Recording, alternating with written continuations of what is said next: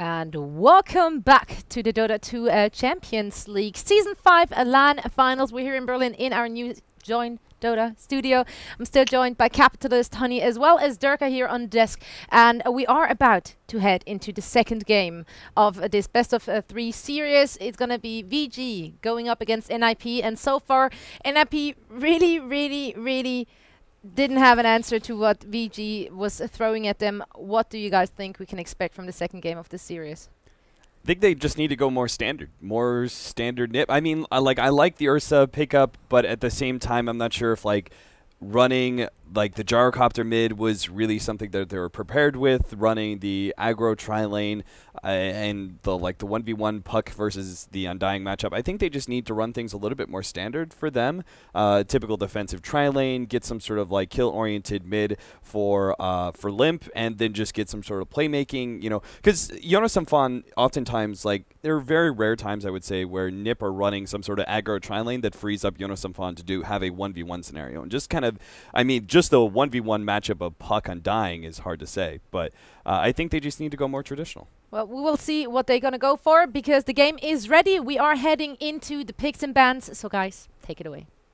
Yes, welcome. Game number 2 between Ninjas in Pyjamas and VG Gaming. I'm Durka. Joining me, Hani. Now, we had a little bit of a chat about game number 2, and I agree with Cap. You know, so often we've seen from NiP when they've been performing strongly, safeguard farm for Era, and guarantee kills for Limp. Can they do it this game? Can they put VG in a position where they're looking towards game 3? I think approaching this draft, or talking about last game, one thing that Capitalist mentioned is the fact that they usually run a safe lane, right? Mm-hmm. They don't often contest. So trying to figure something out, especially with NiP being one of those teams that they need consistency in their play. That's the strength of them. Usually is that they have a consistent kind of draft, right? They work around something that they do over and over and over. They play those kind of drafts very well. Other than that, I think the heroes that they had in the last game, I wouldn't say that they were particularly bad, but they just did not have a backup option. What do we do if lanes fail, right? And I just hope to see from NiP here is an option to pretty much adjust. If something goes wrong, you need to have better game potential. You need to have movement in the game. You can't be the team that always needs to react. You can't play that reactive game, right? You need to make sure that you can be in the position of ganking a lane. And the reason why Vici, with that first pick, Lion, has so much success is because it's a hero, despite how far behind you are. You can always move with this hero. He offers you about 3 seconds, he's about level 2 already. But at the same time, the further the game goes, he has always burst potential, and he scares you, right? Mm-hmm. Dagger into Hex initiation is never bad. So in that sense, how happy or how confident they are with this first pick, they can do anything with it. And it's just one of those heroes. Think about it. If the Bane was like a Lion, right? Mm-hmm. A Lion could have rotated towards the mid lane and potentially kill the Queen of Bane. It's one of those heroes that can do that rotation a lot better than a Bane, right? Especially in certain scenarios, right? Quap is, of course, an example where you have a blink mechanism to just, get away from a lot of stuff, right? Yeah.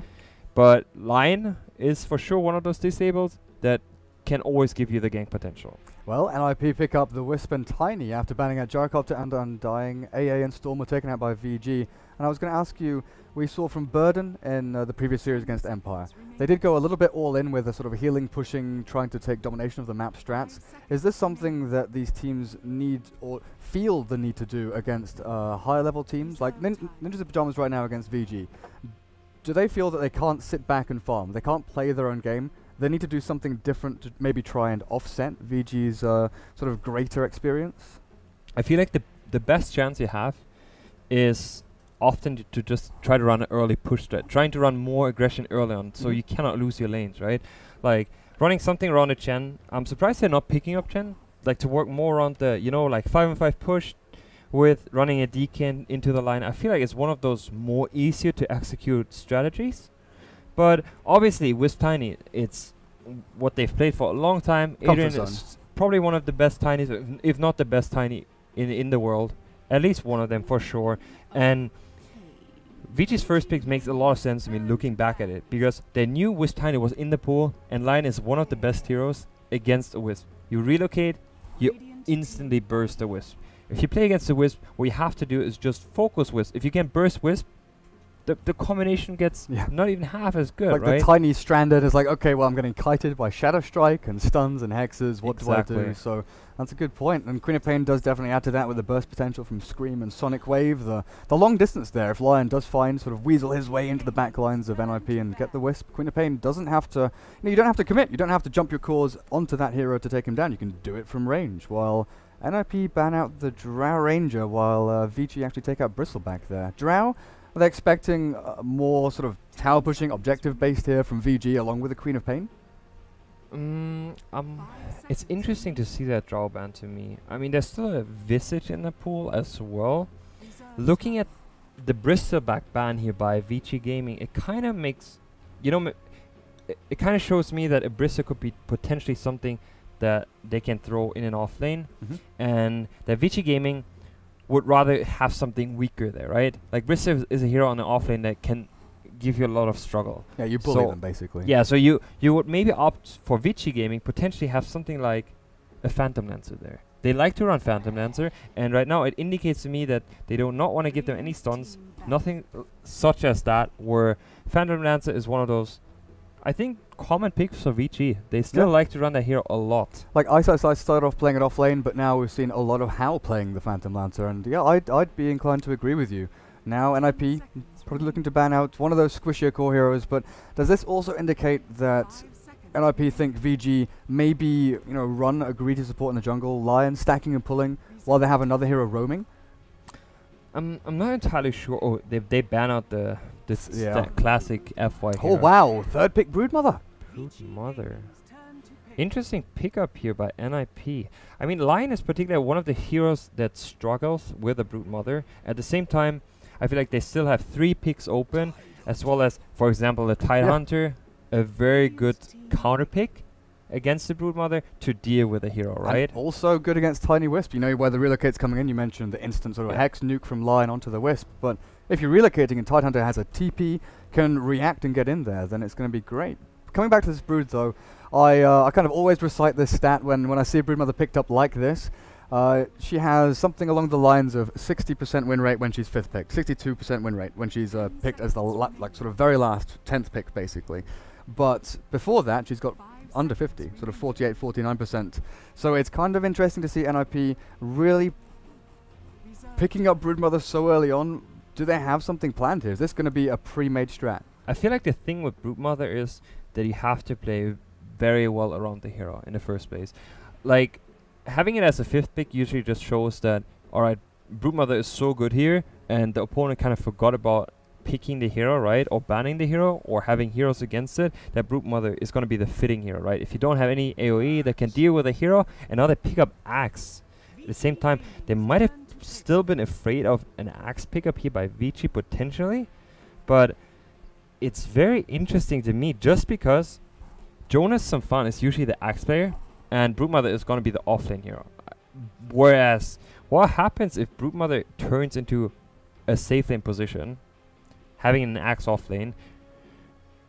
I'm just speculating too. I think I'm speculating too much here. Yeah, it's very interesting just to me because these two heroes are usually the offlaners of NiP. That's the same thing that's going through my head. Like if it was reversed and let's say VG had the Axe and the Broodmother, it'd be like, okay, Ice Broodmother and then Axe over on How. We've seen it before. It's not too surprising.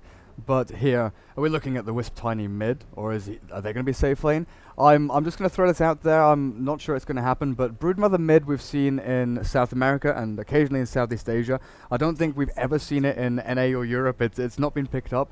Do you think this could, ever in this world be something NiP run? And actually now TA's picked up, maybe not. It's very interesting to me to see, like you kind of see the lanes now by Vici. I'm pretty sure it's going to be an offlane co-op. It's going to be a Tidehunter that goes for towards a safe lane. I think so.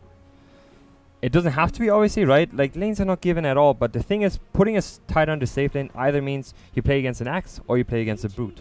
Or, other than that, they can actually still run the Tidehunter middle against that dual lane. Ooh, that's the a good Wisp point. and Tidehunter is actually fairly good against those two heroes. So given that, I think Super also ran it in history before, running that mid. He's not too like uncommon with melee matchups for him in middle lane, such as Alchemist that he used to run in mid lane. So in that sense, he could still put that they could still put that tight on the middle and rotate around lanes. I'm just surprised by this TA pickup. I guess it's just another addition as a burst. It's a burst hero against a Wisp. It's a burst hero against a Tiny. Tiny has generally very low armor, so in that sense, you can given that you're dire, you have Roche potential, but it looks to me like Queen of Pain is burst to me. Lion is burst to me. TA is physical burst to me. They all aim towards, like just shutting down that IO. All three can just jump IO and kill him very, very quick. Get the numbers advantage. Also good against the Axe. The spill from those side blades. TA can clear out Broodmother Spiderlings, and they have multiple facets to them. Right now, NiP, are they looking for a dazzle here? Is this Axe actually going to be in a core role? Because something that came to mind potentially is Axe playing greedy, sort of 4-role jungler. It does leave your lanes basically as solo lanes across the board outside of that Tiny Wisp together. I just don't know where NiP really want to try and focus their draft towards, while VG seem pretty strong. I think looking at the lanes, to me, I would say it's going to be an Axe safe lane as a core, have Tiny Wisp middle, and then have a Brood off lane. That would be the easiest to execute. You can still switch around with having an Axe off lane and having a Brood on the short lane. Could work. At the same time, unrealistic, I think. It's kind of unrealistic. As well as that, if you play Broodmother, and which is usually the offlaner, right? Is one person that plays that hero, and it has to be executed well. It's one of those heroes you need to practice. You have to get into it. You need to feel. Yeah, it's really not that easy. Just because you do 1-2 mistakes and your game is just it's kind of like done. You just sit there, you're a creep. You just try to get experience, and I'm not entirely sure if it can be anyone else than Jonas. That's why I think it would be rather the offlaner playing that hero. Hey, Enchantress for VG, and ISO's picking up the Tidehunter means that heads off to the offlane, while how Queen of Pain. So safe lane Quap, or do you? We'll see where they go. You can't really guarantee what these lanes are going to be, but the final pick from NiP was the Scarth Mage. Looking at the lineup of VG, I assume it's going to be a Queen of Pain offlane, a TA middle, a Tidehunter short lane, because he just does well against melee matchups, a Tidehunter short lane, and then having ENG plus Lion rotate with a smoke towards the bottom lane. Obviously, I can be completely wrong, but at the same time, I wouldn't be too surprised if that would happen. Just because Tidehunter, in all matchups that he gets top, he's going to have a good time. He should have a good time against all these matchups. Yeah, it looks like that's the way he's building. 2 sets of tangos, a salve and a mango, so he's not gone for boots or anything like that. So it does look like he'll be heading to definitely wherever the Broodmother is. And you've mentioned they can swap things up, they can rotate around both teams. So they'll be looking for the more favorable matchup for themselves. We look at Jonas, the Broodmother up at top. Poor man's shield. 1 observer, 1 sentry, a couple of tangos, while actually down here, Wisp and Tiny already clearing through some trees. Era, Tiny, Hansken on the Wisp, while Limp is your safe lane Axe. Sealkid is the Scarth behind him. And who's this heading down to bot? FY Lion with Enchantress. Actually, Super on the TA. How on the Quap, and where is the Enchantress? Fenrir, prancing through the jungle on that little girl. So it looks like the lanes are what I expected them to be in start, but other than that, looking at the risky factors here, to me, Tiny Wisp against a TA middle. How much support does the TA get in this matchup? Because I feel like if Tiny Wisp play very well, it could just snowball for Tiny Wisp. That it gets very dangerous, right? And bottom lane, we already see a... Oh man, they're just running into each other. Super and How here, the 2 ranged heroes now, get caught by the Call and Avalanche. Super dropping low and will be your first blood, as Limp takes that with the Axe. Era now on the aggressive. Sealkid launching out these arcane bolts, but they won't be able to chase down FY.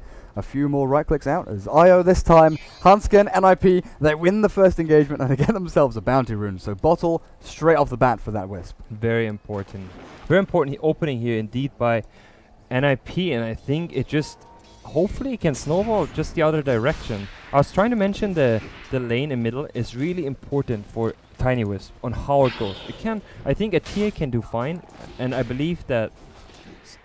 I think Super is, yeah. I was going to say, I think Super is disconnected. He's standing there without refraction, without spilling any side blades or anything like that, being level 1, so. I actually think they have a potential threat of a kill here. I believe NiP is going to back off from this. They already dealt 1/3 of HP onto the TA. Then Avalanche, she's still got refraction, but that gets burnt pretty much instantly by the Avalanche. 3 charges. I actually think that stun has even more instances of damage, so it should go through plus deal a bit of damage.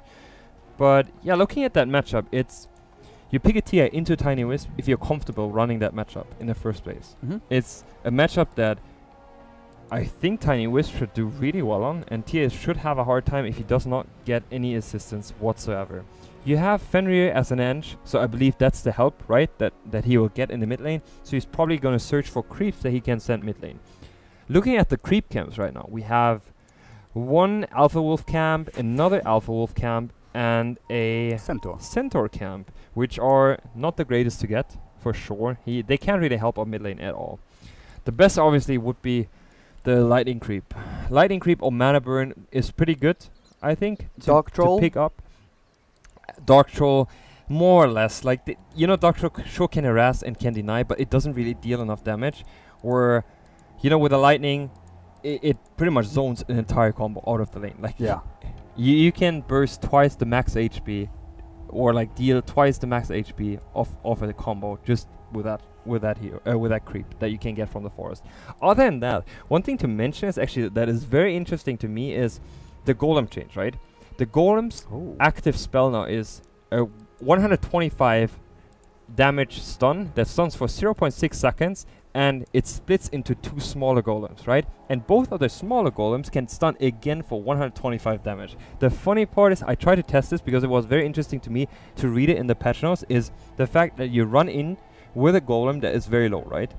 So you run in, you stun with a golem, then you let them split because the tower is going to hit the golem, right? You let them split. Maybe if you're really good, you can split on the first hit while the stun flies, right? That would be like, you get the stun off and then they split, right? Then they split. And so you can stun twice again. The cooldown in between where the 2 golems spawn is a bit high, so you kind of need a follow-up disable, something. But it's usually given by a mid lane. It's not that bad, right? So you get 2 follow-up stuns that, again, 125 damage. So you get an effective 375 damage level 1, which is massive. Now, a question for you with the golems. With an Enchantress, obviously, the creeps time out after a period of time. If a golem times out, does it spawn the 2, or is that only on death itself? I can't tell you that. I have not tried that, but I believe it's only on death itself, because it's a timing out, right? And you should not get enchant onto 2 units that are not yours after that time, right?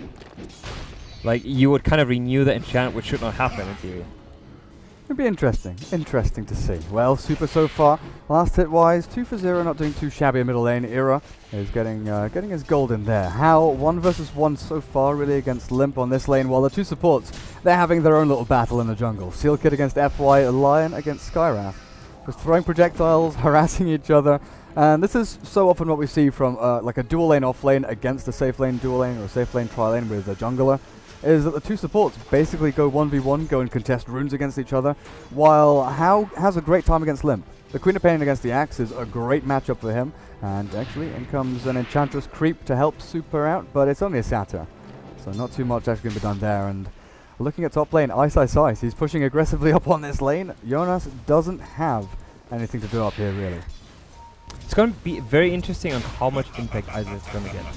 Like last game, he has a pretty good lane for an offlane, right? Like, he is again in a scenario that I think Broodmother loses at least. FY denies himself to Roshan as Limp was walking in there looking for the kill. A great little scuffle there with Seal Kid, managing to get concussive shot out as top lane. Ice, Jonas, the TP in, Limp looking for the chase, not going to get the call. And Ice with those brown boots will manage to get himself away. While the loop in from Seal Kid, concussive shot could slow down Super enough here with the avalanche and toss. Era still holding on to it, waiting until the last second where they will finish off that. No, the TP in from FY stops them in their tracks. The final projectile from the Wisp finally brings down the TA, but it took a little bit longer than it should have. Important kill there, indeed. One thing to mention right now, they did a lane swap. They put the Axe on the top lane against the Tidehunter. I just feel like it might be too late. Tidehunter already has level 4, and he had a fairly good time so far. He was not pressured by Brute whatsoever, while Brute just rotated, I feel like, too late. They could have read this a bit earlier, you know, like you see the lanes coming up, you get a first blood on your Axe, and actually have like the best time against a Tidehunter, given the fact that he gets that first blood, right? And this 1v1 matchup, Axe versus Tide, it can go either way. You know, Axe can get a couple of kills here and there, but I think you're right. With Ice's level lead, FY now coming in with the Earth Spike. Limp going to get caught, does have magic stick charges. Seal Kid TPing in, but it's just a little bit too late as Limp gets taken down by the big old weapon that Ice is throwing around. Important counter kill there though on the Lion. Seal Kid TP actually gave him just the edge on getting that kill. It was one slow and one attack, and then the minions just hit him down just because there was too many minions to deal with, and as a result it turns out into a one-on-one scenario there. Obviously Axe dying, it hurts. He has no regen on him. You can see like right now he has not a single regen item, and it just seems like it's too late of a transition, right? Tidehunter now transitions back towards the bottom lane as the Queen of Pain is going towards top lane. So they counter transition, right? They see, alright, Brute is bottom, we just send out Tidehunter. And this is exactly something you were mentioning in the draft. NiP right now are on the back foot. They're the ones who have to react time after time to what VG are doing. And okay, the Broodmother was sitting on, what, 4 or 5 last hits like a minute and a half ago. Has managed to basically triple or almost quadruple her last hit count. But the items that she progresses into, you know, she wants a Midas, she wants to head into maybe Necro, maybe the Dagon build. You're never quite sure where they want to go. What would you favor in this game? Against VG's lineup, Dagon to try and... okay, going back to the super Avalanche toss and silenced. He will drop as Refraction only keeps him alive a little bit longer. They turn back. Super getting out of there somehow with FY and Fenrir both getting their stuns out. Those little boulders, and look at that. The two smaller golems showing their worth. 3 stuns out and that damage over time from the boulder toss. And that range on the Hurl Boulder. Hurl Boulder is actually quite big. It's around 700. What range is it? Is it like... It looked like around 700 range, around there, which is quite far. Oh man, yeah. That's a hefty range. Dire's bottom tower is under attack. Other than that, I think one thing to mention right now is that Broodmother in an offlane scenario, right? In a one-on-one, at least you can go towards the forest, right? And you're not taking anything away from your team. Well, now with the transition, I feel like it just hurts them a lot more, because Axe can't just do that. Axe cannot just rotate. And it's gonna hurt NiP a lot. Just because I think Limp is not an experienced offlaner at all. He's not. As well as Broodmother on the safe lane, I just feel like Tidehunter just has the best time of his life. Like he's free farming. No one is pressuring him. He has level 6. And Jonas and Fun is struggling a lot. And it just shows, I feel like, you're in a draft scenario, you don't want to give up Broodmother towards VG, just because how well they play around with that hero. But it seems a bit inexperienced, and that's another kill onto the Axe. I was watching Fenrir come around with a smoke on Enchantress and expecting, okay, they'll go when the Enchantress gets here, but Sealkid will be the target for him. The double stomp from the Centaur, locking him in place, and a few more right clicks out from How. Seal that up, follow up with the tier 1 tower. How did they kill the Axe? Just jump in with How's arsenal. I guess they used Sonic Wave and Scream, and he just had nothing to throw at them. And you can see NiP had a fairly good start onto the mid lane with a Tiny Wiz, where a great play by VG Gaming turned it around, where they got the kill onto the Tiny, so that hurt them quite some, but at the same time the side lanes are struggling again. It's the lane where Era is not on that struggles a lot for them. And right now, there's no real answer. Jonas and Fun is just sitting bottom where Tidehunter is free farming. He doesn't care. Like, he knows the Broodmother is there, but you know that Tidehunter free farms against him. Brood can't contest any creeps. The way you want to play against Tidehunter usually is to nuke him out of the lane, right? You can't put your spiraling in short range off the Tidehunter just because one Anchor Smash almost kills him, right? You need 2 Anchor Smash and you're gonna kill the entire spiraling army. So I think what Jonas needs to focus on is actually aiming towards farming in the jungle with the spiderlings, which he's not doing. He's just like sitting around trying to go for the next wave and stopping that push that Tidehunter has. Tidehunter doesn't care. He's just gonna sit there, farm. He knows that he is in no pressure whatsoever. And I just feel like you can't just play reactive Dota. And for me, NiP is just playing this reactive Dota. They're just reacting to ganks that VG is giving them. VG is always ahead in terms of this movement. Yeah, they're one step ahead, but I think one thing that I've definitely got going for them, they've got this Tiny Wisp. Era farming reasonably well. He's got Treads and Bracer. He's progressing into his Aghanim Scepter and should have that in a decent time. And I think that is the reason why they're doing this. They're throwing bodies into VG just to give Era this little bit of space. They know that Tiny Wisp can turn the tides. They can get things done, and they can potentially win the game with those two heroes. Now mid lane Super, and here we go. Era looking for the kill onto the TA. The refraction charge comes back up and stun on 2. FY with a big Earth Spike as Super does not manage to get out. Wisp does get taken down, and how? Sonic Wave across them all. Tiny Wisp, no matter how hard they work, they still get taken down. Limp with a dunk. The Lion pays with his life as that awful projectile from Fenrir floating across the screen finds a double kill for himself.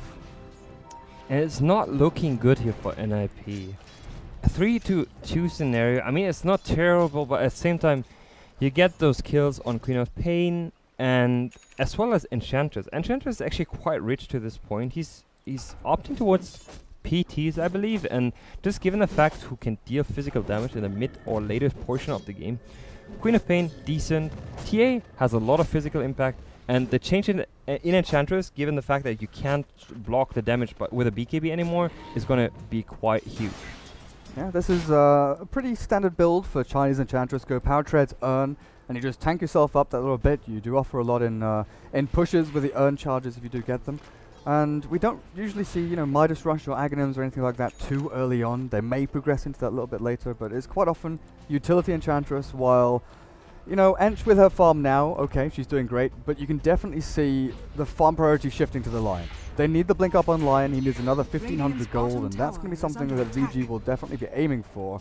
While NiP, what are their goals? Limp Blink, the Broodmother, what, a Midas? She's got the recipe as now they're chasing Ice. With a crawl onto him, they need everything. They need the kitchen sink, and they will actually dunk him down into the ground. Jonas, along with the entirety of his team, it took to kill that one Tidehunter. And you can see how cocky Ice is playing. Of course. Stun now, Hanskin, there's the nuke.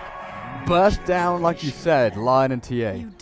He was a bit overconfident there, but at the same time it shows how passive NiP is. Like, given the fact that you see a Tidehunter walking into your forest, knowing that you're 5 people almost together at one spot, and Ice can just do that. Like, he doesn't care, he just walks in casually and it's like, oh, I'm gonna take your creeps as well. You might want to kill me if you really feel like it, which shows to me that NiP is tilting. At this point, they're not making great movements over the map. They haven't in the previous game either, but it just feels like middle lane. Yeah, maybe now Super refraction charges allow him to get out, and there's no real chasing here. They don't have blink, they don't have anything like that to keep up. That's actually a point. Does Era think about skipping over Aghanims for now and going blink? We've seen it from Tinies who are behind in the past, just to get them some kills under their belt. I mean, looking at the lineup of NiP here, you can work towards, like toss ganks, such as you toss the axe in, right? You could work around that, but they're not setting anything up. Like, I feel like in the way the lanes are developing right now is they're super stagnant on the lanes. You have a Broodmother that has done nothing but sit bottom lane. Tidehunter can sit bottom lane, right? Like, his momentum is going to come. Either he gets pressured out of the lane, which hasn't happened. He has not been pressured whatsoever. He's going to form his mech. He doesn't care. He's going to form the blink dagger if they leave him to do that, right? He's not the person that needs to make something happen. He can just sit there and abuse the fact that he's free from mid lane. FY, he's here every single time. Super okay, gets tossed back into the creep wave and will drop. FY, even with the Earth Spike not saving his teammate, How does make the TP rotation in, but he's taken tier 1 at top. He's been farming freely, and this is something that I was looking at while Ice was running into the jungle. What are VG getting in exchange? And they're getting a hell of a lot now. Ice Ravage onto 3. The relocate did come in, but he still gets dunked down. There's no follow-up there as, just as I was saying. FY had TP'd mid, as had How. There was no real way to react to what NiP were doing. And this is very important actually for NiP. The kill for the axe is almost securing him the blink dagger so he can set up and play that aggressive game. They need to be the ones pressuring first. Given the fact that they have the Wisp, they can relocate, they can pretty much do the same mechanism, whereas VG is going to be forced into more of a 5-on-5 scenario, right? You sit there with having the Tidehunter who almost has the mech complete, so their 5-on-5 potential is just going to get better from there, right? At least with NiP being forced in top lane, How just gets a soul onto the Broodmother. Not nice at all. It can't happen. Like, these kind of things are just like, you need to play more on. If you play Brood, like mid-late game is not going to be yours. Not really. At least against the lineup that VG is presenting, they have a quite a huge chunk of magic as well as physical damage going further into the game. She got 1,000 experience from that. She cleaned up Spiderlings and the kill. So now sitting close to 3,000, finishes Orchid, sends it out, and that's going to be a pretty damn good aggressive option now for VG. 13 minutes into the game, 9-9, the kill score, it's even. But net worth, Queen of Pain is leaps and bounds ahead of everyone else. 7.3 thousand with Tiny sitting on 5k. The Broodmother, a great job to catch herself up, sitting on about 4.5.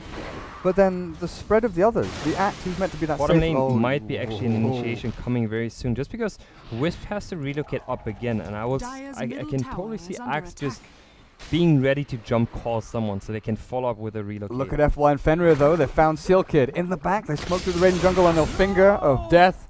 The poor old Skywrath. They are getting a trade though. NiP are looking for the tier 1 Saturn, going to try and blast them down, while How TP's towards mid to the tier 2, Clarity going through. 4 members of VG though are down towards this bottom lane, reacting. I'm not sure whether they want to try and save this tier 1. It's something we mentioned in game number 1. They're very good and very sort of stoic about, okay, we take your tower, then we're going to come back and defend ours, and that's what they're doing right now. Blink Call Limp, they weren't expecting this, as Super gets caught on his own ramp. The dunk misses, the mech comes in from ice, they save him as How in the back lines now, finds the IO and cleaning up Limp.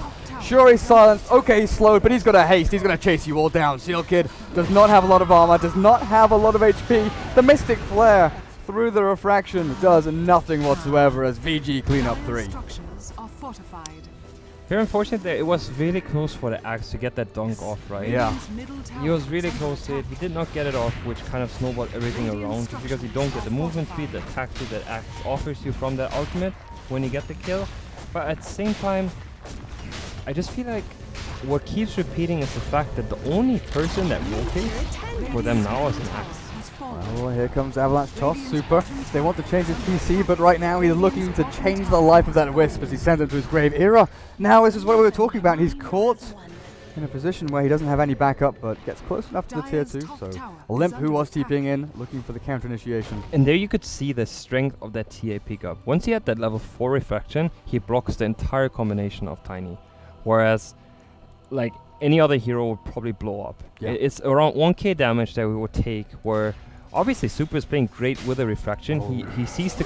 They don't have mana for Ravage. Ice doesn't have it. If he did, this could be a destructive fight for VG, but instead Super looking for the trade-off. Era chased down, 1 hit, does take him down as Limp trying his hardest to get the call onto that TA. Where's How in the back lines, taking down Seal Kid, but Limp has found a trade-off. 2 for 2 in this little engagement, but How wants to clean up. The Wisp comes in and heals, and now actually called up. Can't get the Sonic Wave and taken out. Limp, double dunk.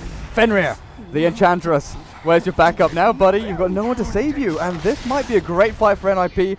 Hanskin, okay, stunned up with Fenrir launching out 1 projectile. He's surviving through it. Doesn't keep him alive. That was incredibly close. The question is, where's Brood? Brood is not a part of this fight. She's not getting any kills for experience. She's pushing top and buys herself a Dagon. So in the end, VG get 4. They lose 3. A little bit of map control goes the way of the Broodmother, and she is getting a lot of farm, but she's not fighting. And it doesn't... I mean, looking into that mid-late game, right, you have this Broodmother. I mean, he obviously pushed your towers. He's getting something out of the aggression that the rest of the NiP squad is giving, right? But what are 2 towers looking into the late game when you go towards a Dagon build? A Dagon build usually is like an item pickup when you're dominant. You're just adding some damage towards whatever the rest of the team is offering you. Sure, you have an Axe who kind of gets good with a Dagon, right? Because you can lower the HP and then Axe can dunk earlier, right? At the same time, I just feel like you're just aiming towards split push here, and is that the right answer?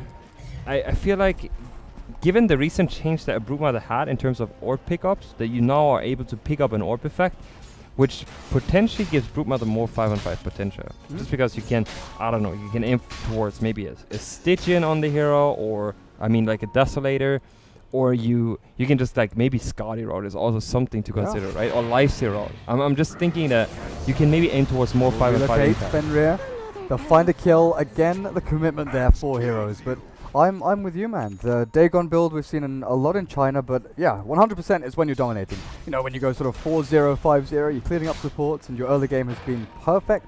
Dagon build, fine.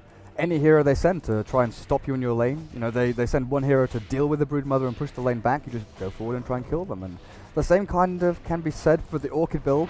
Necro, Midas, things like that we've seen quite often as well. I always think, though, about London Conspiracy, the way they run Broodmother, where they go for Midas into Necro, and then they go like BKB, AC, and Butterfly. They go from split pushing and annoying hero into then a hero that can actually fight, that can get into team fights, do damage, and make an impact.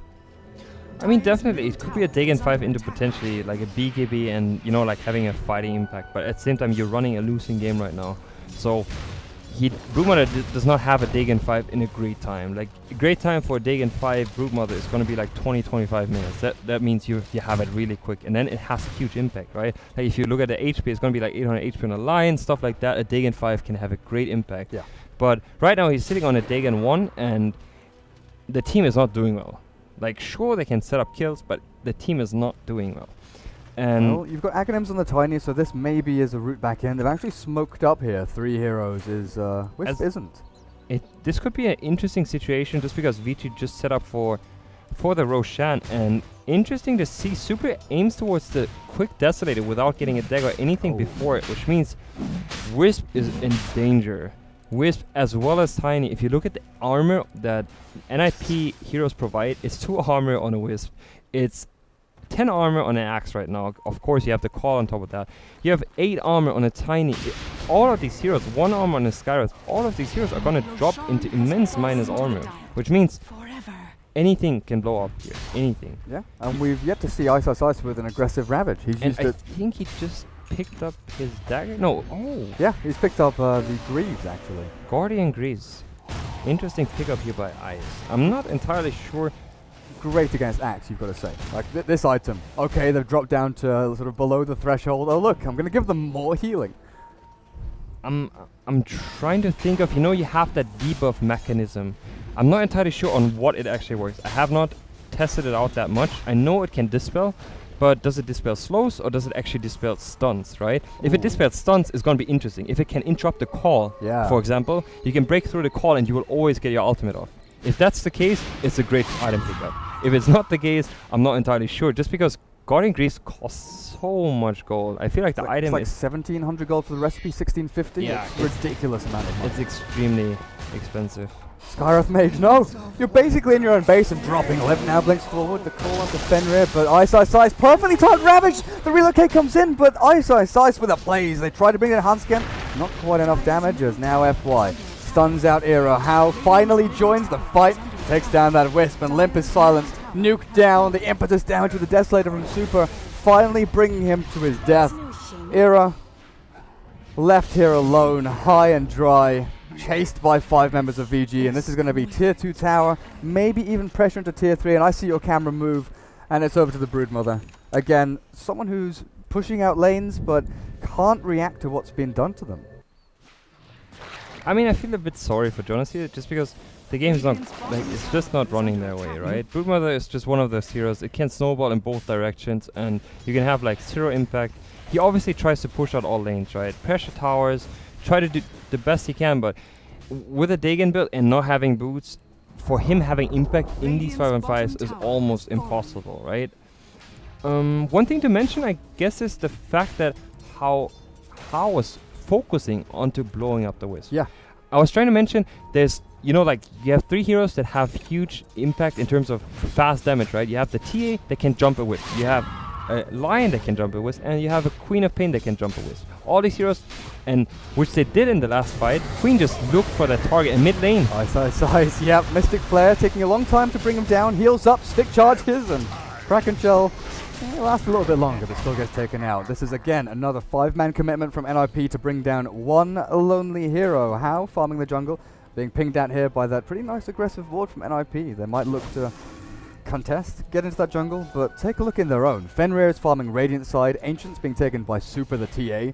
Everywhere you look, VG are making the most of that situation. Ice just sort of throws himself down a lane, forces the convergence of all of NiP's heroes into one area, so VG know for sure. How is safe, Super is safe, they're getting farm across these heroes, and there's nothing that Tidehunter desperately needs, because you take a look at him now and he's got Glimmer Cape. He's got that initiation tool.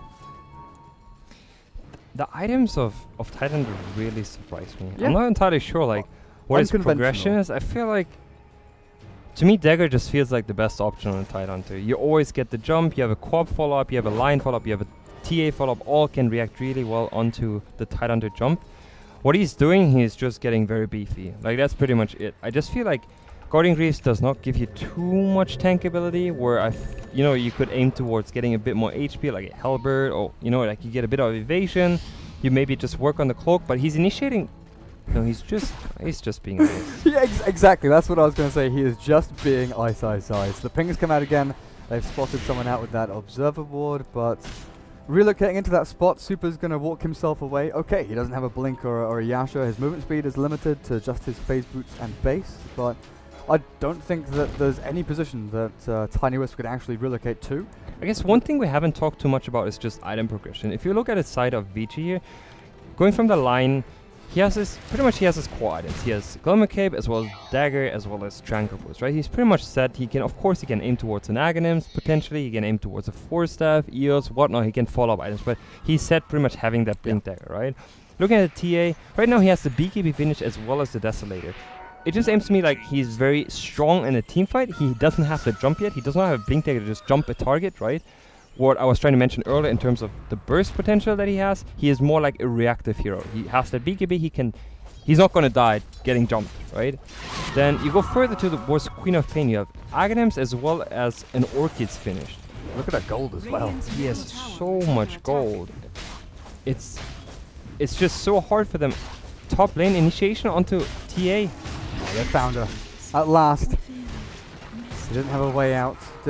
She had Aegis Immortals though. That must have just expired. That expired at, what, 10 seconds ago? Something like that. So NiP timing that well, realizing, hang on a second, she doesn't have that get out jail free card right now. VG looking for the tier 3 towards the lane. That's limp. Clears up a creep wave. Fenrir, what did you actually build into? Aghanims is done. Aghanims finished. That was the final hero I guess you were going to come to. And yeah. Aghanims finished on Enchantress. So given the fact that, I feel like Enchantress is a bit underrated to me at this point, just because the change on Aghanims onto Enchantress is quite huge to me. BKB usually stopped Enchantress in terms of damage output as soon as the fight starts, right? Like, you have your impetuses, but then BKB gets triggered and you deal suddenly, like, from dealing probably the most damage in a team fight to dealing the least damage, because you don't have any damage impact, just pretty much your right clicks, right? Which is almost nothing.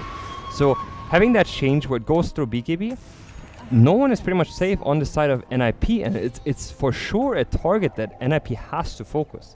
Enchantress is going to deal a lot of damage. It could be a follow-up Mask of Madness here that Enchantress goes for, but obviously you don't have to. You can also just aim towards, like, let's say, a Curious, or even the new item, the Moonshard. It could be something, just if you want to aim towards just getting a lot of attack speed, right? Moonshards could be something that's, in terms of attack speed, just given attack speed is more attack speed than a Mask of Madness gives you. Of course, it's a lot of it's a lot of gold as well, right? Yeah, pretty high. But Fenrir just trying to battle it out here with Jonas, who's taking control of the jungle, but they've got a gem. Jonas now the Broodmother caught out. FY as well as Hal. We'll clean up this little spider. Oh, she does take down the lion just before they kill her though. Gem not lost, gets transferred back over to the Enchantress. As Tiny and Wisp still clearing through their jungle, looking for every little inch they can. Jonas actually did not get the kill before, which means that Lion actually got the experience. So that's quite important for the Lion, just because like he can progress towards that level 16, as well as that you deny quite essential experience for Broodmother. Broodmother being level 16 he's quite high in levels in comparison. I'm not sure who's the highest. Queen of Pain is level 19. Axe, Tiny, and Brood. Oh, as well as TA and Tide are all 16. So it was quite a good kill for them, given that Broodmother, with having that little impact, you give so much experience away. What just... Oh, they TP top. I was wondering, where is this relocate going? And they're not taking the Tiny with them, but Axe as well as the Skywrath and Wisp find a kill on Ice, and now VG, they're giving a few kills away here and there without too much in return. Maybe if they can find Era here, I don't think it's highly likely. Is there going to be any reaction? No, NiP not bringing anyone down here. How and Fenrir, the two of them, taking down the big rock man, and that's BKB done for Era, but does that mean there's no buyback available? No buyback available indeed, and they have their bottom lane pretty much pushed out, which means right now you're missing pretty much your 2 cores for that 5-on-5, right? You don't have the Tiny as well as the Wisp.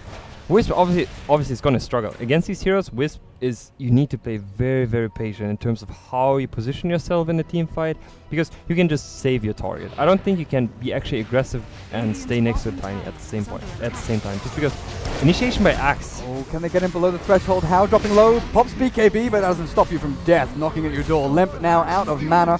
Super with a splash. Jonas, there's no gem here. Sentry's dropped as, who has the gem? FY does, but he's too far back. They've lost their co-op, and now this might quell the push from VG. Kind of interesting, though. You know, the aggressive play from Wisp TPing top to help the Axe, and then basically leaving Tiny high and dry once again. A great heads-up play there by NiP. VG was completely caught off guard. They did not expect the Dagon combination with that Axe jump, right? They were managing to get a pick off that Queen of Pain, and this could have resulted into a tower, if not potential Rax push, right? Great defense, not expected at all by VG, and good answer to, despite being 2 heroes down, getting a kill out of a situation that was not great in the first place for you. Yeah, you're sort of thinking as VG, oh look, they're not buying back, we're 1 man ahead, 4 versus 3, what could they possibly do? But Limp going for the ballsy play, jumping in with the call, and you're right, the combo, Dagon, Culling Blade, taking down the Queen of Pain now. Era back in the land of the leaving. He's got his Hyperstone, had that before the BKB. Aghanim's allowing him to clear up a couple of these ancient camps. What do you think Limp goes for next? Because even though he had an incredibly rough early game, his net worth right now is up there. You know, he's 3rd highest. He's actually ahead of Tiny and the Broodmother with a BKB, Vanguard, a Blink, and 3.3 thousand gold.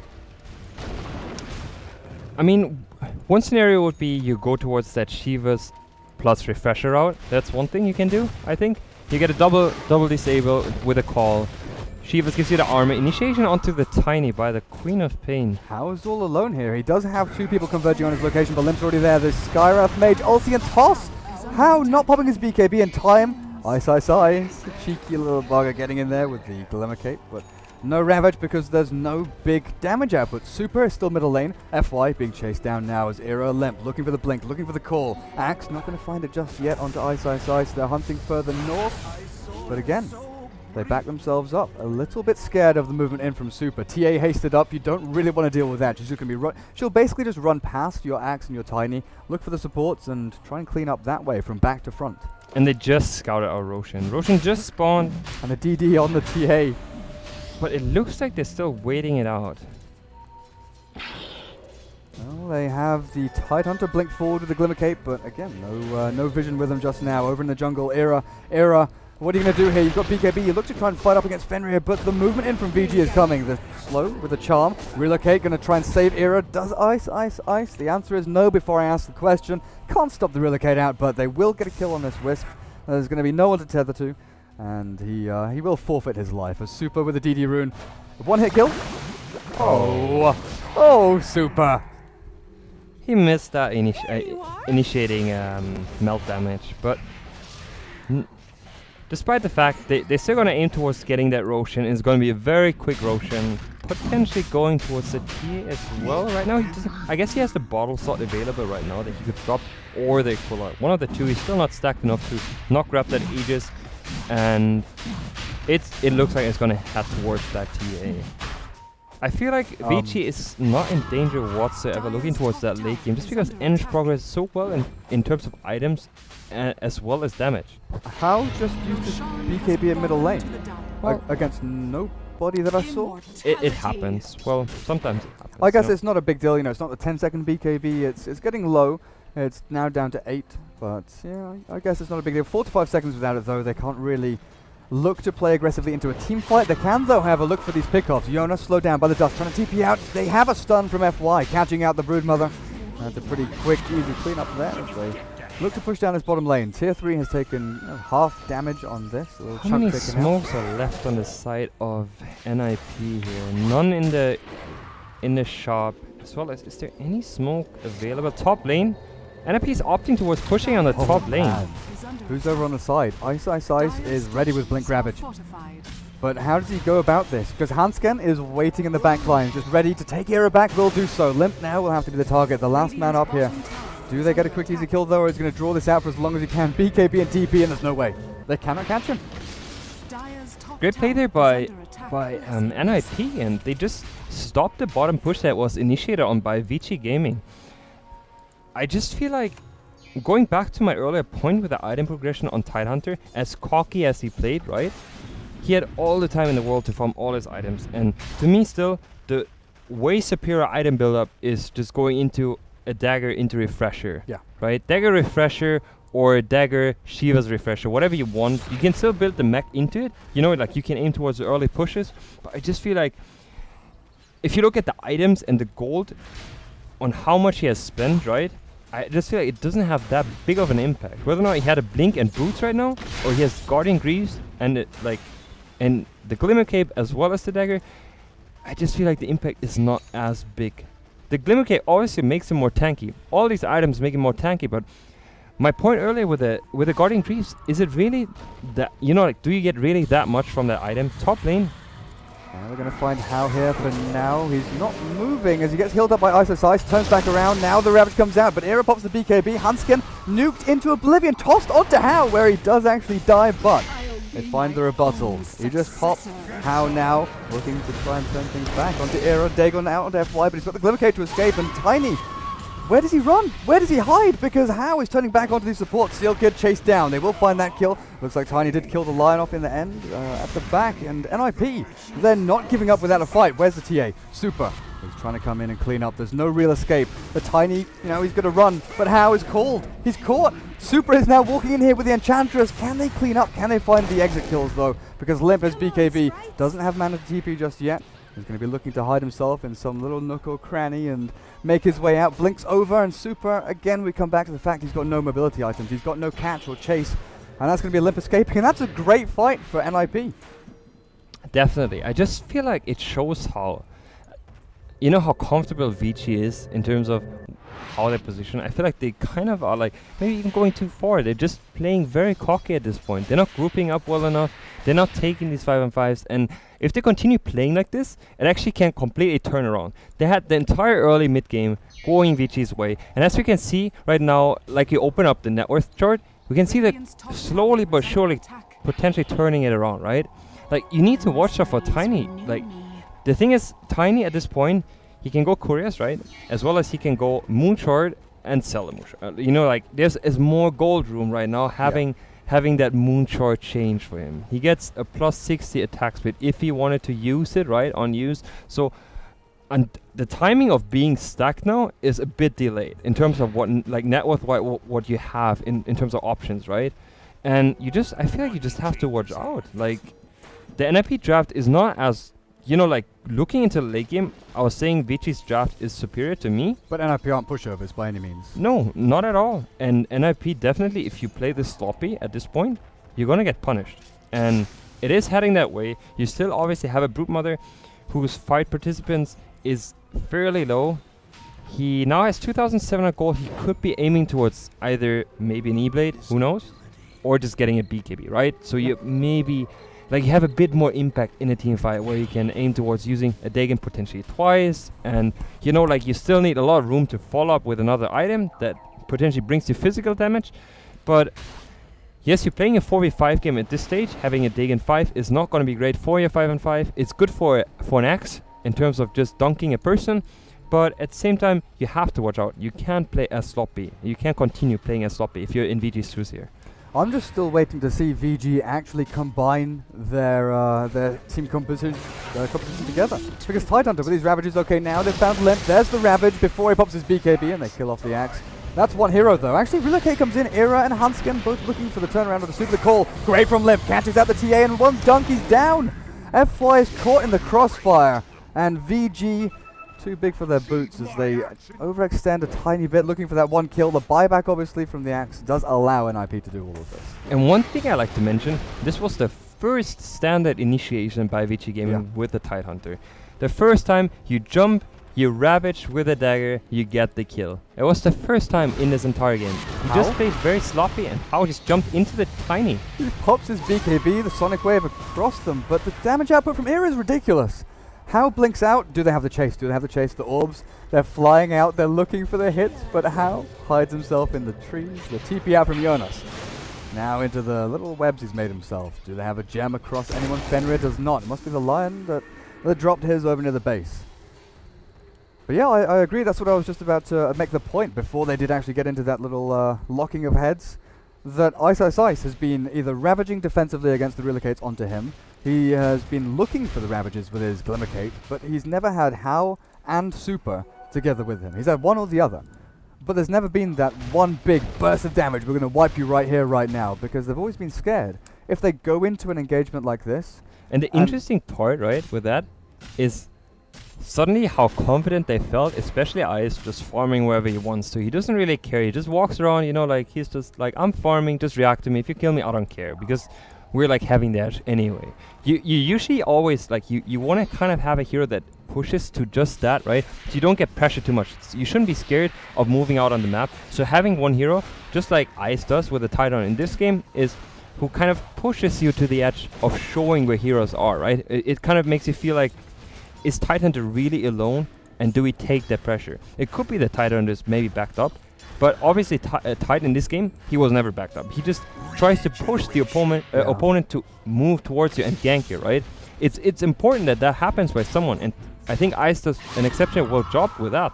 But at the same time, you can see with the last Ravagers, to me it shows that suddenly they're getting into a more like scared position. They're like, we've got to finish. We've got to end they the knowingly, you know, like having that Ravage use, and that's how you should use Ravage. Ravage is up, you want to kill someone. You want to use that to your advantage. You either take it 5-on-5, you take that position to push in, and right now they're grouping up towards bottom lane, Ravage is up again, and they can potentially, you know, like push high ground.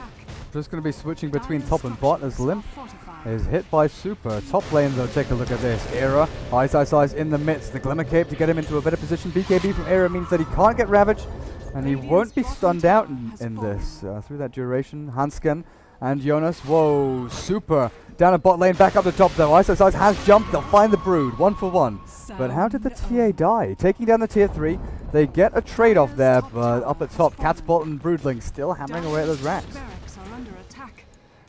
It's a trade, and it's not a worthy trade just because Ice uses Ravage this. So now it's down for 130 seconds, whereas you get a kill on the TA. Important, Axe gets that kill on the TA. He has to sheave his guard. I'm not entirely sure how he's going to continue now. He can, like I mentioned, he could go for the refresher. To me, I would not be surprised going for the refresher just because your BKB is at 5 seconds anyway. You have the mana pool to sustain that refresh, and I believe that's going to be the follow-up item, just because it offers you another lockdown, right? And there was a slight nerf on refresher, if I assume. I'm not entirely sure if it was just the intelligence. Double Perseverance now instead of the Perseverance and Oblivion Staff, so yeah, it would be a reduction in intelligence, but you get the mana regen increased because of the double Perseverance, I believe. Double Perseverance. It's funny to me because I actually haven't looked at that change. Now that I see it, it's like... It's an odd one. It reminds me of very old Dota days where I just used to go Perseverance and assume it's really good for me because I get regeneration rate. Yes. I can stay on my lane and I can farm. Regardless of who you were. That was my old techies build when I was playing Dota 1. Just buy like 6 Perseverances and forget everything else. Like, yeah, I'm going to buy 6 Void Stones and... What can I make Void Stones into? Oh look, there's this shiny item, and I don't have to go anywhere except the secret shop and mine up the river. How in terms of item progression he's sitting at 2k gold and pretty much being maxed out right now. Oh, how? Yeah, he's about to finish that Daedalus. He probably saves a buyback. They just see the Roshan spawn, so they will most likely assume to go for that. They're smoking up towards bottom lane though. I believe they might aim towards a pickup and then it resulting in towards a push. NiP should know that Roshan is up or could be potentially up. They just don't care and just, you know, like, I think they should rather have high ground, right, instead of taking a fight in the middle of the map. Whereas Tidehunter with his ultimate obviously is superior. Yeah, as well as the Queen of Pain wave. Yeah, you were mentioning Ice was the one in the first 25 minutes or so forcing NiP around the map. You know, he was basically drawing them in. Now it's NiP doing the same back to VG. With the Tiny and Wisp, they're going up this top lane over They're giving up the Rex right now, though, on the bottom lane. You're right. Super with the Desolator and How with the damage output. FY is going aggressive here, gets the Hex onto Limp. They found the Axe. He doesn't have buyback. He's already used it and will get taken low. Ice with the Ravage. Not going to catch Era as he BKBs up, but that's your initiator gone. 110 seconds without the Axe of Super. the minus armor, the damage output, and Fenrir with a long-range impetus. Era, does he actually die here? He's low HP, but the Wisp keeps him alive in the fountain. Racks have fallen though, that's the big deal, and Broodmother hasn't found an opening on top lane. And that just to me looks, it just feels like a very, very sloppy play because they've seen them walking in towards that bottom lane. I was looking up top at the Spiderlings and thinking maybe there's something, but Jonas gets dropped. How? Does get tossed up into the air by Era, but super chasing impetus, and Deso hit, finally killing off that Wisp, and now 4 heroes dead for NiP. There's no way back. Era does have a buyback. The Broodmother follows suit, or maybe Era follows suit. Yep, there we go. Double buyback, but no supports, no overcharge, and no tether. With VG, 3 heroes alive, they're going to double racks them, and maybe even more. I'm not entirely sure what just happened, just because I feel like they just stabilized in the draft. They just stabilized in this game. They made sure it was actually looking quite promising for NiP here. They were coming back 10k in gold, as well as having potentially, you know, like with the open racks on top, they were looking very stable. I just felt like it could be a entire turnaround, but then they see Vici Gaming pushing in towards bottom lane. They are showing on the map where they're pushing. They show up bottom. They just hit the racks. They have to glyph it before any hero was even on the bottom lane. And it was just, to me, it looked like Wisp Tiny wanted to TP in, but at the same time, no one else was ready to def that bottom lane. And it just decided that almost the entire game. They just took two sides of a misplay, or rather a miscommunication that is one of those, you know, like you can avoid. It was not anything like really crucial. It was just that no one was ready for a push that was showing obviously on towards that bottom lane. And then you've got to kind of wonder, the Axe was getting himself in a position to defend, maybe expecting the Tiny Wisp to get there a little bit earlier, but FY with the Glimmer Cape, he basically walked straight up to the Axe, Hex, stun, and Limp was caught on half HP, obliterated by that magical nuke damage from VG, and that just allowed Isosites to finally get that big Ravage he always wanted. Era was the only hero not caught out due to the Black King bar of his own, as there's Cheese and Aegis on the floor, waiting for someone to take it. I actually haven't looked at the damage recap. I was very interested in Enchant's damage, because I felt like Ench, that fight, the most damage of all heroes. He was just standing back and hitting. Impetus, impetus. And all Tiny could do was run away out of the fight. The damage output that Enchantress brings to the fight is, to me, still very superior. I feel like the hero is underrated, and if you get to that later portion of the game, the output that you can get from just that one hero seems quite hard, like crucial in terms of it's just a position for all fights, right? What can Era do here with a DD though?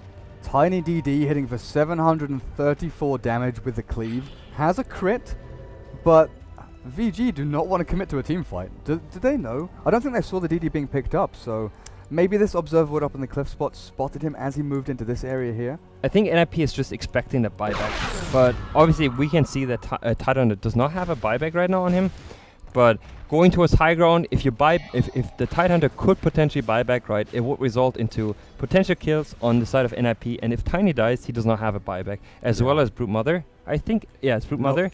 Does not have buyback, so if that happens, the game is over. They know it's over, so it's a safe choice to move back and not force their buyback, because if they get caught and Tiny dies, it's a lost game for sure at that point. Double Shivas on VG, and Chatras with one and tied with the other, and she's gone for Hex after the Aghanim Scepter.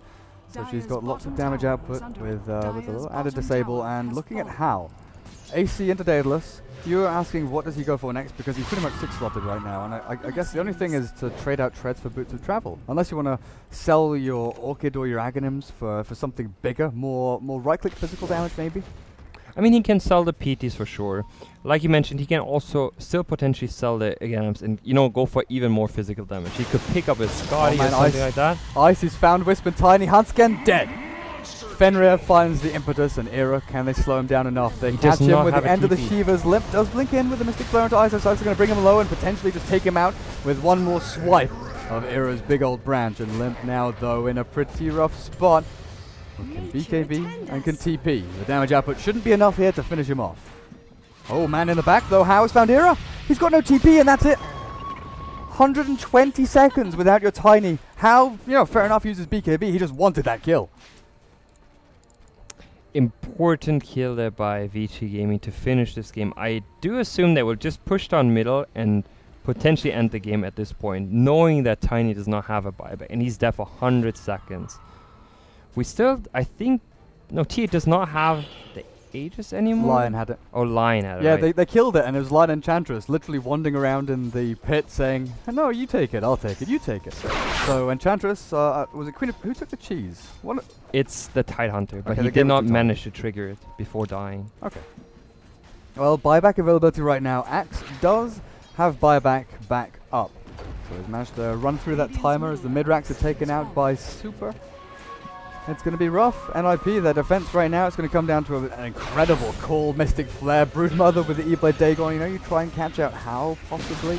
But Super is going to be difficult. They do blink call to him, and that's probably one of the most difficult targets. He does drop, though, as Limp taken out of the fight. Hal blinks forward to the BKB, can play as aggressively as he likes. He knows there's nothing left. He knows that Limp cannot get back in here. Now Blink is off cooldown, jumps forward into the creep wave. Super once again found out, but it's all too late. Damage output not coming for NiP. 4 are dead. Skyrath last man standing, and your throne is crumbling. GG well played is called. VG take this series 2-0. NiP, though, put up a pretty damn good fight in game number 2. Definitely. I mean, I guess one thing you can say, the start of the game was still around the same, right? Like, you still had a winning Vici Gaming here. On all lanes, pretty much, they were superior. One thing to mention is that Vici kind of took the game too easy, and you could see with what I was mentioning, the first Ravage that actually was used kind of like the common way, right? With a dagger into the Ravage, you set up a kill, you get that kill. I just feel like it gave them the pressure. At the same time, where NiP had a chance to come back, they just poor executed the entire, like, the push of Vici here. And I feel like that was kind of the crucial part, which should not have happened, because this is an obvious play you can for sure stop. Like, you don't have to, if you see a team pushing, reacting with TPs towards your fountain, towards just stopping that push is like, you know, like it's nothing hard to execute. Oh, so Cap, what did you think of that game? Yeah, I think we should start it from the top and actually break down where the draft happened. As we were watching the drafts together and we saw that Broodmother pick up, do you guys feel like that was the right pickup for NiP? I personally feel like Broodmother, it can be a serious liability when you pick it up very early on into the draft, and I think that was definitely showcased in this game where Ice, the huge amount of farm he got was primarily based off the fact that, you know, that it's kind of the perfect 1v1 hero up against a Broodmother. So picking up so early, I know there are certain players who still value the Brood so much that they pick it up early because they say, you know, all the things that Brood does, like forcing attention over to one lane constantly, and then, you know, the later game action where you're able to build Dagon, are all very favorable and can offset that advantage. But I personally felt like it was a liability this game. Hani, what did you think? I think with the biggest part about that Broodmother / Axe in terms of laning, to me was the switch that they did. I felt like Broodmother should have stayed on top lane. The thing on top lane which you can do if you face a Tidehunter matchup is you just skip the lane and sit behind the creep wave. You just, like, you need around level 3 and then you can just skip the wave and you just sit behind the tower. Tidehunter can hardly do anything about it. You just take the wave, potentially farm the forest at the same time, depending on how, you know, like, you manage the micro and whatnot. But I think the crucial part in terms of early game was you put an Axe into a matchup that, of course, on paper is good against the Tidehunter, but Tidehunter was a level ahead. Sure, Axe had the first blood given for him, but the switch came too late, where Tidehunter had no problem staying in the lane and start, as well as they just reacted with switching around afterwards. And then you have a Brood against the Tidehunter on the save lane is not good at all for you, because you put Brood, sure, Brood can go with Spiderings into the forest, but at the same time, you don't want to take away that farm from the forest. You just switch it around, right? And the early momentum that an Axe has, given that he had that first blood, he can have a fast blink there if he stays on bottom lane, if he just sits there and farms. But they switched around and gave Axe a horrible start, like mid or like rather progression into the game, where he did not manage to get that blink dagger early, which did not pretty much resulted into kind of a stop of their game plan, where the only lane they could do something on was that tiny wisp lane. And that's pretty much it. To me, the switch around in the early phase was crucial to their entire game plan and progression.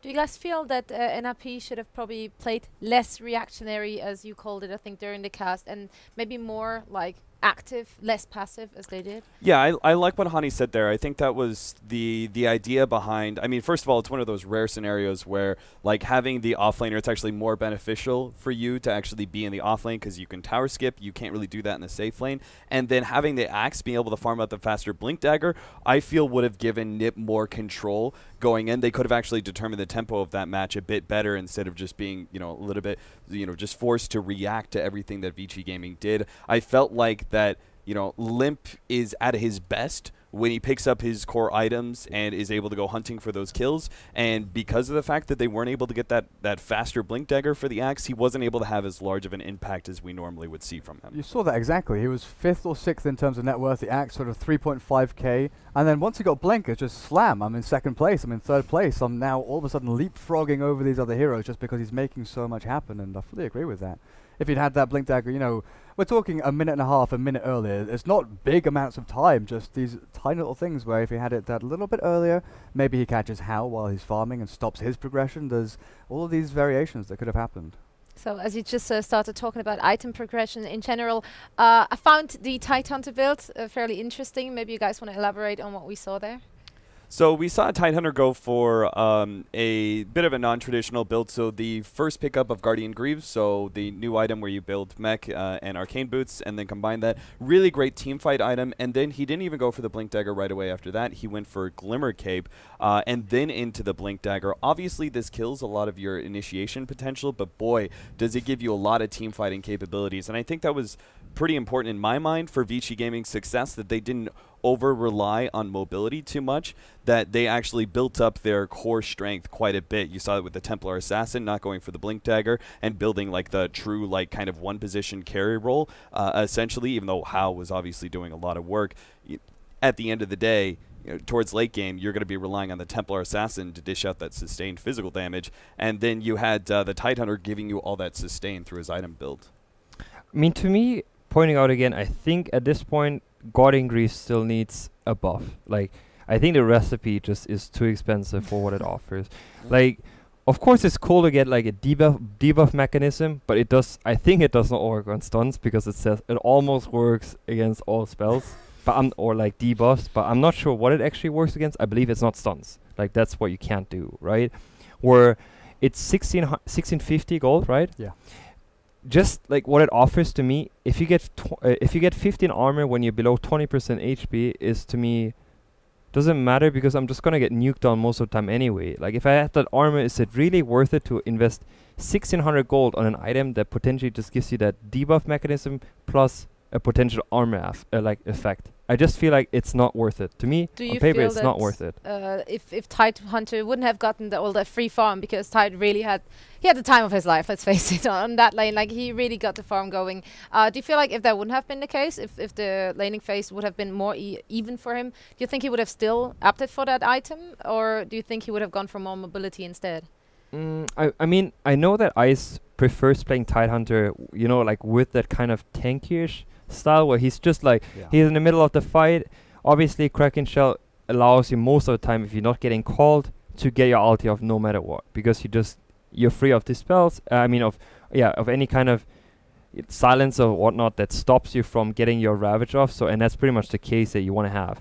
Other than that, I think the item progression that Ice had with the Glimmer Cape, I like Glimmer Cape a lot just because of the fact you have that magical resistance, and it's kind of like this Lothar's effect that you like, the Shadow Blade effect that you get walking into a team fight, as well as potentially you can follow up with a jump, so you can come from a very far range away and still get that initiation of it.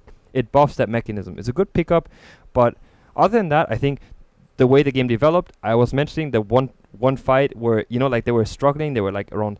There was a turnaround of like 10,000 gold experience coming in terms of NiP, and I just feel like the first time where he felt pressure to use the Ravage the correct way, right? Yeah. Like he jumps the target the way you would expect a Tidehunter pickup. Yeah. You dagger in, you get that Ravage off, you win the team fight. That's how it's supposed to happen, and it happened once when he was under pressure. Other than that, he just like, oh, I'm just YOLOing. I'm just sitting on my lane. Lanes are pressured. Sure, I'm getting ganked one here and there, but actually the game in itself is not changing because I'm free farming and I'm getting once in a while I'm just dying, which is fine.